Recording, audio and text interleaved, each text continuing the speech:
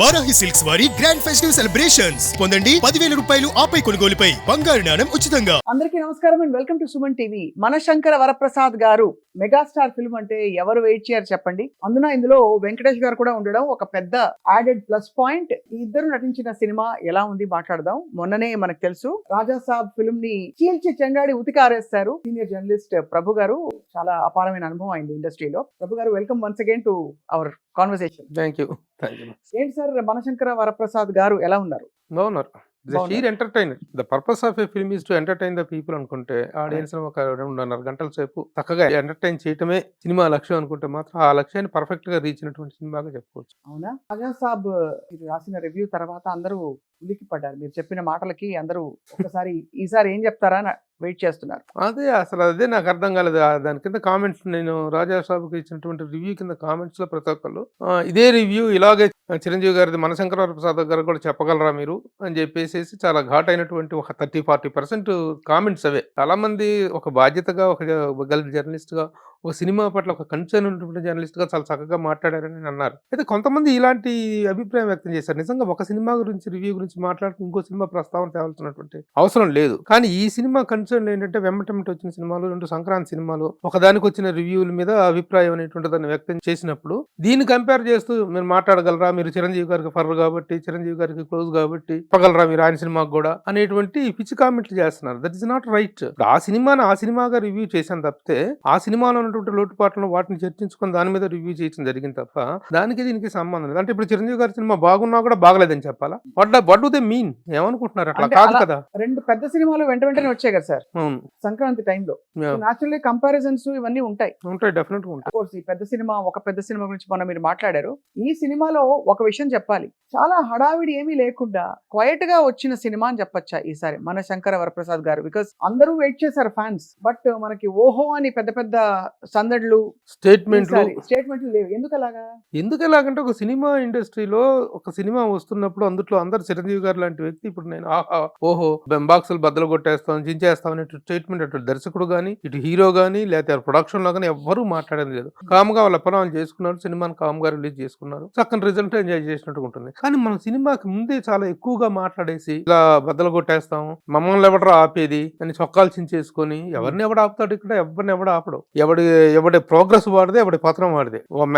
They are the masters of their own fate. Address కూడా ఇచ్చేసేసి, లేదంటే తేడా వస్తే ఇంటికి రండి అని చెప్పేసి అడ్రస్ కూడా ఇచ్చేసేసి మాట్లాడినటువంటి దాని తాలూకు ఏంటంటే మాట్లాడుకుంటాం. సినిమా తీసుకున్నప్పుడు కొంచెం కుర్రోళ్ళు కాబట్టి ఆ యూత్ఫుల్ దీంతో కొంచెం స్టేట్మెంట్ హెవీగా ఇవ్వడం జరుగుతుంది. వీళ్ళొక్కలే కాదమ్మా, రాజా సాబ్ కు సంబంధించినటువంటి వాళ్ళే కాదు. ఈ మధ్య కాలంలో చాలా మంది యువ దర్శకులు, హీరోలు స్టేట్మెంట్లు ఇచ్చేస్తున్నారు. విర్రవిగిపోతున్నటువంటి పద్ధతి కనిపిస్తుంది. దానివల్ల ఏమవుతుందంటే సినిమాల మీద విపరీతమైన హైప్ పెరుగుతుంది. హైప్ పెరిగి ఆ హైప్ ని రీచ్ అవ్వలేనటువంటి పరిస్థితి ఏర్పడటంతో ఆ రిజల్ట్ అనేటువంటిది కూడా అలా నెగిటివ్ రిజల్ట్ అనేటువంటిది రావడం జరుగుతుంది.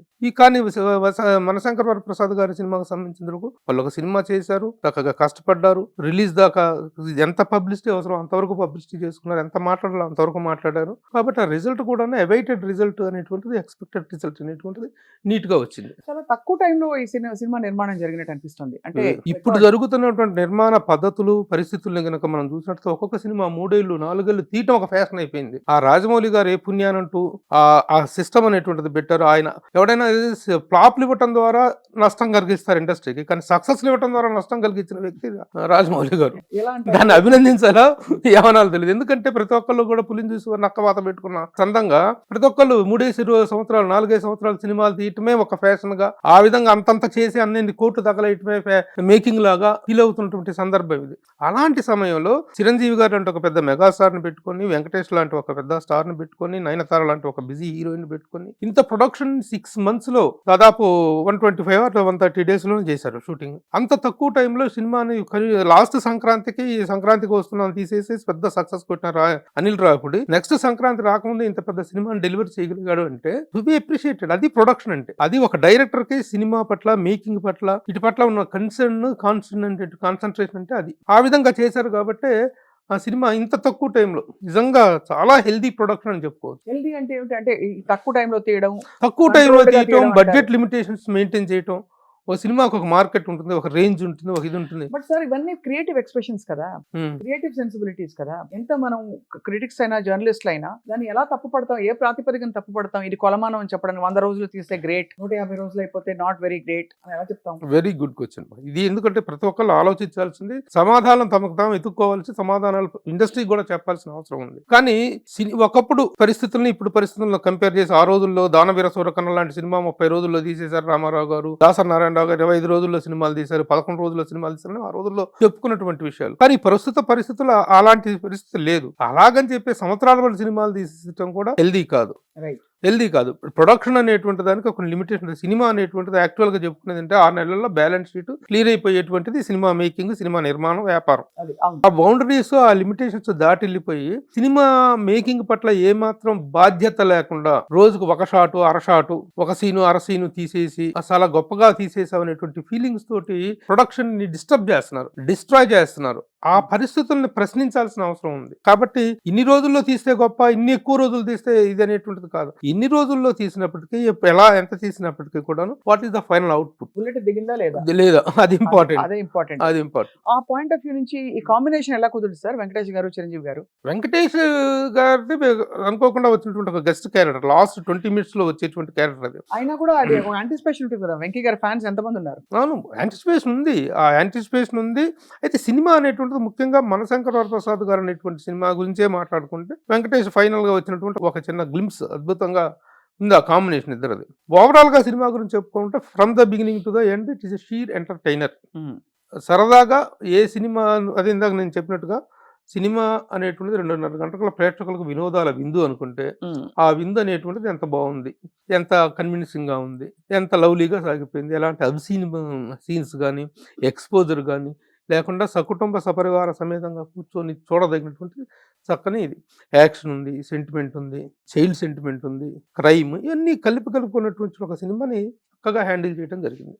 అండ్ ఇందులో ముఖ్యంగా అంటే మనకు తెలిసి పాటలు ఎలా ఉన్నాయి సార్? పాటలు తెలుసు కదా, సూపర్ డూపర్ హిట్ అయినటువంటి ముఖ్యంగా మీసాల పిల్ల సాంగ్ తోటి ఒక అద్భుతమైన సెన్సేషన్ రేంజ్ సాంగ్. ఆ పాటకి కవర్ సాంగులు చేయడం లేరు ప్రపంచవ్యాప్తంగా.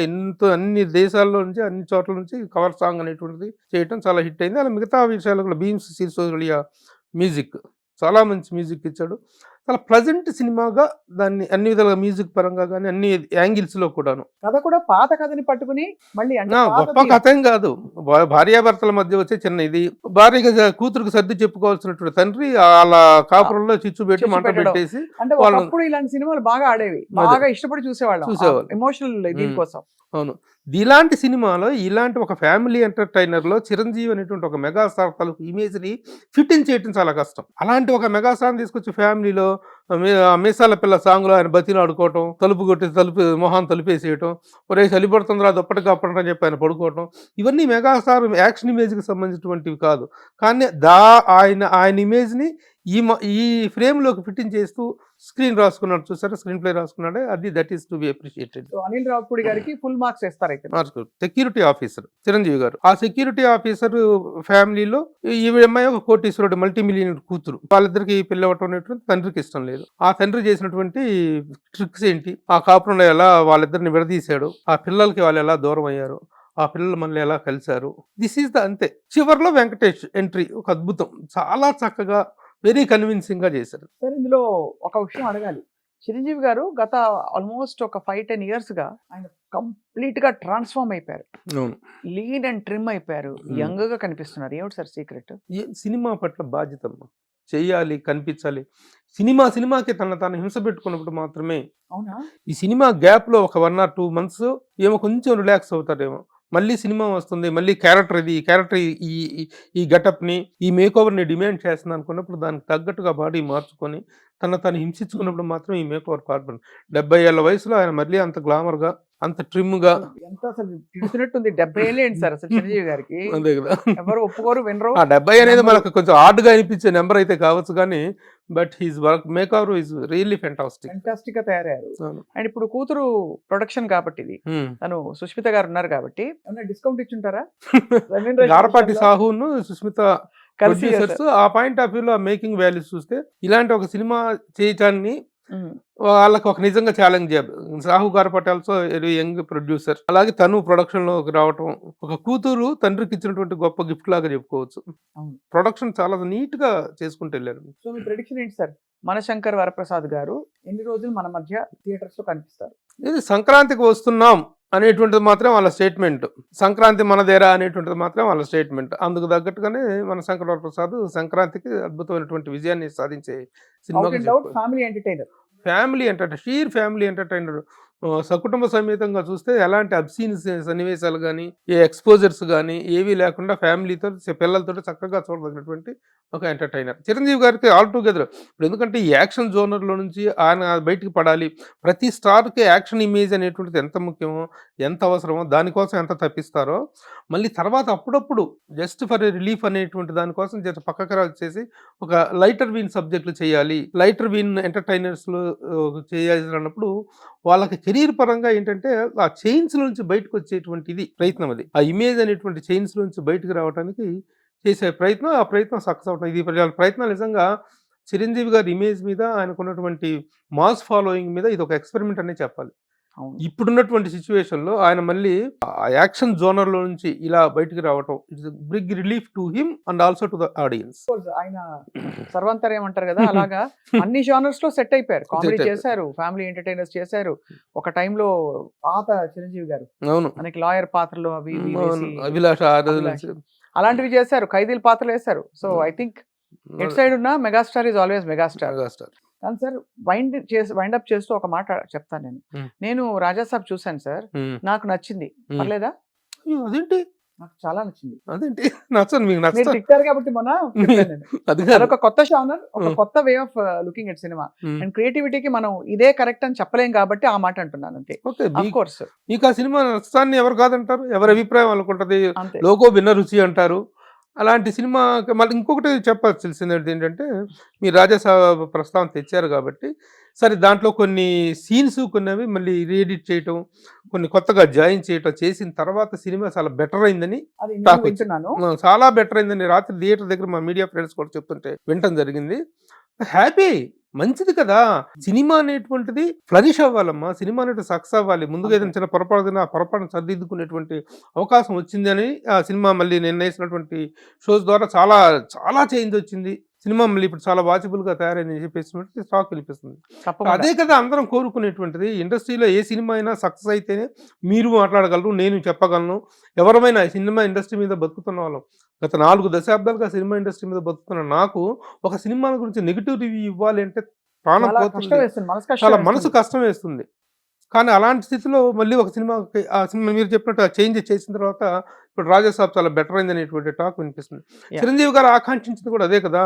ఆయన మొన్న ప్రీ రిలీజ్ ఈవెంట్లో, మన శంకర్ వరప్రసాద్ గారు ప్రీ రిలీజ్ ఈవెంట్లో ఆయన ఫస్ట్ మాట్లాడిన మాట అది.